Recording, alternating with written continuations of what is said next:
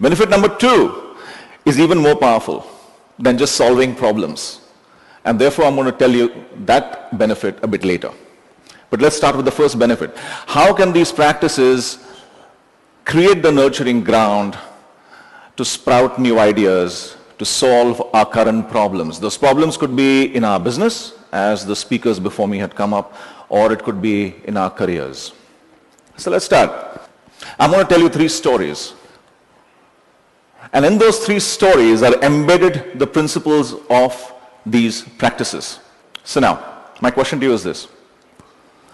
What principles did you discover in all the 3 success stories? Probably it is this. If you and I want to create innovation, we have to do something. The first thing we could do is visit strange places and speak to unlikely strangers. And then remember last time you went to someone's burial.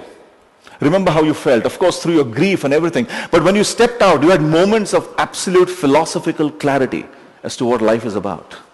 What is really important and what is not. Raise your hand if any one of you had at least one such experience. You walked out of that burial and you had this clarity.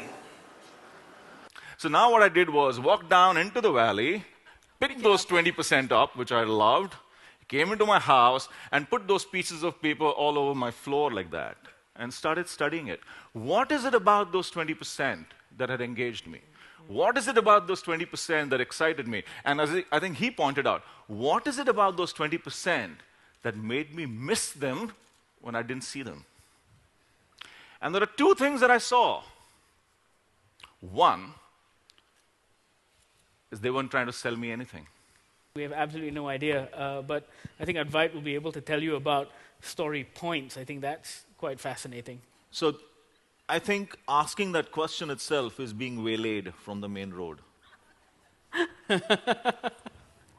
Then storytelling becomes another tactic. Storytelling is not a tactic. Storytelling is an expression. And of course, I get that it has to be snackable, and that's necessary. But what I remind myself, Advait, is the moment you turn storytelling into another of those to-do things, it's game's up. Because since yesterday we've been saying that our audience is incredibly sensitive to when something is a tactic. A tactic is always advertising or selling. Neither of that's going to work.